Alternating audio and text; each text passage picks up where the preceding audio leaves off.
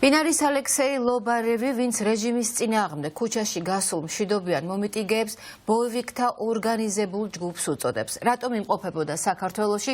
თავად ლობარევი ამტკიცებს, რომ ქართველი კოლეგების მოწვევით ჩამოვიდა როგორც რუსეთის სამართალდამცავი ორგანოების პროფკავშირთა ასოციაციის ხელმძღვანელი, თუმცა ექსპერტებს აქვთ ეჭვი, რომ ის რუსული სპეცსამსახურების წარმომადგენელია.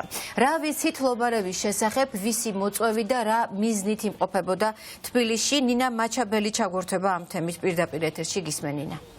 ვისი მოწვევით იმყოფებოდა ალექსეი ლობარევი საქართველოში, ეს ოფიციალური უწყებებისგან არ ვიცით, თუმცა ვიდრე სამხედრო ექსპერტების შეფასებებს გაგაცნობთ, მანამდე უნდა გითხრათ, თავად რას წერს ლობარევი იმ პოსტში, სადაც აზიარებს ფოტო-ვიდეო მასალას აქციებიდან და ქართულ ძალოვან უწყებების თანამშრომლებთან გადაღებულს, მაგალითად ის წერს, რომ ქართული კოლეგების მოწვევით არის ჩამოსული და მივლინებით იმყოფება საქართველოში და ამბობს, რომ ის არის რუსეთის სამართალდამცავი ორგანოების პროფკავშირთა ასოციაციის ხელმძღვანელი და ამავდროულად საერთაშორისო თანამშრომლობის საკითხებში კომისარი. ჩვენ ბუნებრივია მასთან დაკავშირებით დამატებითი ინფორმაცია მოვიძიეთ და გამოვლინდა, რომ ალექსეი ლობარევი ასევე არის აზიის ხალხების ასამბლეის გენერალური საბჭოს წევრიც, რომლის გენერალური დირექტორის მოადგილეც არის იგორ გიორგაძე. შესაბამისად, აღარ ეპარებათ ეჭვი ქართველ სამხედრო ექსპერტებს თუ სხვა წარმომადგენლებს, რომ ეს ადამიანი სწორედ რუსული სპეცსამსახურების დავალებით იმყოფება საქართველოში, რომ ის არის ჯაშუში და ქართულ ძალოვან უწყებებთან თანამშრომლობს. იქიდან გამომდინარე, რომ როგორც ალექსეი ლობარევი ამბობს, ჩვენ ასეთი არასამთავრობო ორგანიზაციები არ გვაქვს და შესაბამისად, მსგავსი არასამთავრობო ორგანიზაციებიდან ის ვერ იქნებოდა მოწვეული და ჩნდება აქ ლოგიკური ეჭვი, რომ შესაძლოა სწორედ ქართული ძალოვანი უწყებების მხრიდან იყოს ის საქართველოში მოწვეული და სწორედ ამიტომ იმყოფებოდეს მივლინებაში. ამ ყველაფერს ბუნებრივია პასუხი უნდა გასცეს შესაბამისო უწყებებმა, როგორიც არის მაგალითად სახელმწიფო უსაფრთხოების სამსახური და თავად შინაგან საქმეთა სამინისტრო. ამას ითხოვენ სამხედრო ექსპერტებიც და აქვე აღსანიშნავია ის თუ რას წერს თავად ალექსეი ლობარევი სოციალურ ქსელში, Facebook-ზე პოსტში. ის ამბობს, რომ ადამიანები, რომლებიც იმყოფებიან რუსთაველის გამზირზე უკვე მე-19 დღე არიან ბოევიკთა დაჯგუფების წევრები და აქებს ასევე ქართულ ძალოვან უწყებებს, რომლებიც სისასტიკით უსწორდებოდნენ აქციის მონაწილეებს პირველი 5 დღის განმავლობაში, ასე თვალსაჩინოდ და ჩვენ ვნახეთ, როგორ აკავებდნენ მოქალაქეებს ქვეყნის მთავარ გამზირზე, რა მეთოდებით და როგორ უსწორდებოდნენ მათ. შესაბამისად, სპეციალისტები განმარტავენ, რომ ასეთი ადამიანები შესაძლოა, რომ ნამდვილად ჩამოყვანილი ყავდეთ შესაბამის უწყებებს იმისათვის, რომ აი ასეთი მეთოდებით მოხდეს უკვე აქციის მონაწილეების დარბევა, რომლებიც თავისუფლებისთვის იბრძვიან. ქართველი კოლეგების მიწვევით, როგორც რუსეთის სამართალდამცავი ორგანოების პროფკავშირთა ასოციაციის ხელმძღვანელი და საერთაშორისო თანამშრომლობის საკითხებში კომისარი, ჩავედი მივლინებით საქართველოში, რათა ადგილზე გავეცნო სიტუაციას, რომელიც თბილისში უკანონო ანტისამთავრობო პროტესტმა განაპირობა. თავიდანვე მინდა აღვნიშნო, რომ ქართველების უმრავლესობა ნეგატიურად უყურებს მომიტინგეებს. შინაგან საქმეთა სამინისტროს წარმომადგენლებმა ღირსეულად წარმოაჩინეს თავი ამ ექსტრემალურ სიტუაციაში. არეულობის მონაწილეებისგან დაშავდა 150-ზე მეტი პოლიციელი. ბოევიკთა ორგანიზებული ჯგუფები იყენებდნენ პიროტექნიკას, მოლოტოვის კოქტეილებს, ხელკეტებს, კასტეტებსა და სპეციალურ საშუალებებს, რათა დაეცხრილათ საპოლიციო ტექნიკა და პოლიციის თანამშრომლები. ქართველების დამოკიდებულება რუსეთის მიმართ ბოლო თვეებში დადებითისკენ შეიცვალა. ქუჩებში, კაფეებსა და მაღაზიებში თავისუფლად ვსაუბრობდი რუსულად. ჩემი ყველას ესმოდა და რუსულად ვემპასუხობდნენ. ჩვენი პროფკავშირები პოლიტიკის მიღმაა და მთავარი მიზანია თანამშრომელთა ინტერესების დაცვა.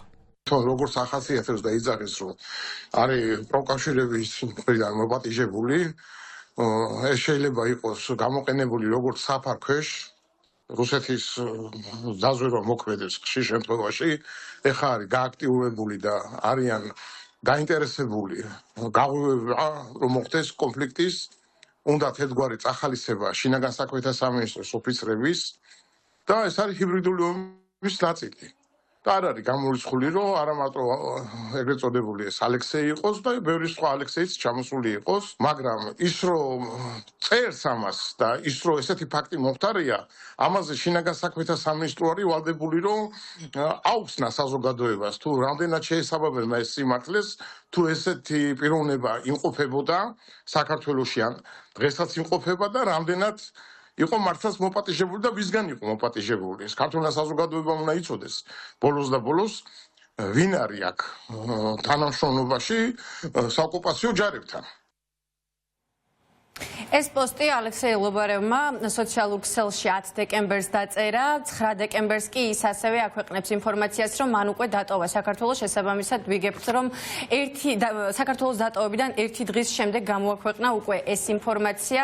საქართველოში პროდასავლური პარტიების წარმომადგენლებსა თუ ლიდერებს არ ეპარებათ ეჭვი, რომ ეს ადამიანი სწორედ რუსული დაზვერვის თუ შესაბამისი უწყებების მხრიდან იქნა მოგზავნილი საქართველოში, იმისათვის რომ კონკრეტული მითითებები მისცენ ძალოვან უწყებას, რადგან როგორც ოპოზიციის ლიდერები განმარტავენ, ახლა ბიძინა ივანიშვილი ყველაფერს აკეთებს იმისათვის, რომ ქუჩაში მუხტი, რომელიც ქართულ ხალხს აქვს, ჩაახშოს და მათ შორის, როგორც ოპოზიციის წარმომადგენლები ამბობენ, არ ერიდებიან აი ასეთ ქმედებებს, რომ რუსეთიდან მოიწვიონ ის ადამიანები, რომლებიც ქუჩაში ქართულ ძალოვან სტრუქტურებს დაეხმარებიან მუხტის ჩაქრობაში.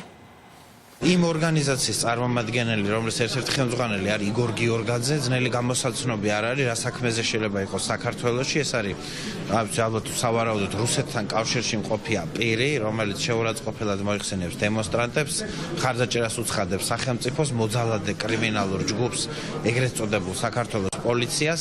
რაც არ უნდა მოინდომოს ივანიშვილმა, ფაქტი არის ერთი, რომ საქართველოს მოსახლეობა არის აბსოლუტურად ერთიანი თავის მოთხოვნებში, ვინც არ უნდა დაიხმაროს ივანიშვილმა, ბოლო იქნება ერთი, ეს იქნება ახალი არჩევნები, სადაც გაიმარჯვებს ქართველი ხალხი და დამარცხდება კრემლი საქართველოში. რეჟიმი, რომელმაც მოიტანა არეულობა და ქაოსი ამ ქვეყანაში, რა თქმა უნდა, მისთვის მაშველი რგოლი არის რუსი პროპაგანდისტები, რუსი სხვადასხვა ტიპის, ასე ვთქვათ, აქტორები, რომელთა მეშვეობითაც ბევრ დეზინფორმაციის გავრცელებას ცდილობენ ტელეკომპანია იმედის და მათ შორის პოსტივის მეშვეობით. ასეთი ადამიანი ასობით და ათასობით პირდაპირ FSB-ს, GRU-ს, სხვა ქვედანაყოფების უშიშროების სამსახურის რუსების აგენტები, ოფიცრები, მოქმედი თანამშრომლები აქტიურად მოქმედებენ დღეს საქართველოში, პირდაპირ მოქმედებენ ქართულ ოცნებასთან ერთად, SUS-თან ერთად, სხვა სტრუქტურებთან ერთად, ისინი შეზღრდილები არიან ივანიშვილის რეჟიმზე, იმიტომ რომ ეს რეჟიმი რეალურად დგას ამაზე, რუსულ სპეცსამსახურებზე,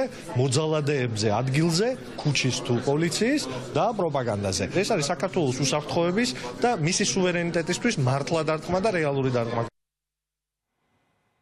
აქციების დაწყებიდან, როდესაც ქართულმა ძალოვანმა უწყებებმა დაიწყეს მომიტინგეების სისასტიკით ცემა, დაკავება და აი ასე ძალადობრივი მეთოდებით დარბევა, მთავარი არხი ამ ამბებიდან მალევე უკვე გიყვებოდათ თუ რას ამტკიცებენ რუსი ჟურნალისტები, რომლებიც მუდმივად პუტინის რეპრესიების მსხვერპლი არიან. მაგალითად, ასეთი არის ალექსანდრ ნევზოროვი, რომელიც განმარტავს, რომ ამ აქციებიდან 5 თვით ადრე უკვე საქართველოში ჩამოყვანილები იყვნენ რუსი ინსტრუქტორები, რომლებიც ქართულ ძალოვან უწყების თანამშრომლებს ამეცადინებდნენ, როგორ უნდა მოხდეს დემონსტრაციების დარბევა, ჩახშობა, ადამიანების დაკავება და ბუნებრივია ჩვენ განსხვავებული მეთოდით მოქალაქეების დაჭერა და ცემის ფაქტები უკვე 19 დღის წინ ვნახეთ, როდესაც რუსთაველის გამზირზე თავისუფლებისთვის და ევროპული ოჯახის წევრობისთვის მოთხოვნით გამოსული ხალხი ასე ძალადობრივად ჩაახშო მმართველმა პარტიამ, არალეგიტიმური ხელისუფლების ძალოვანმა უწყებამ და ბუნებრივია ეს ეჭვები არსებობს და ახლა უკვე შესაბამისმა უწყებებმა საქართველოში უნდა გასცენ კითხვას პასუხი, ვინ არის ეს ადამიანი,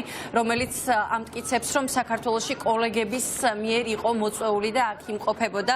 სწორედ ამ მიზეზით უნდა გამოირკვეს, ვინ არის, რატომ ჩამოვიდა და ბუნებრივია ველოდებით, როგორც შინაგან საქმეთა სამინისტროდან პასუხს, ასევე სპეციალურ SUS-ის მიერ თუ ვინ არის ეს ადამიანი.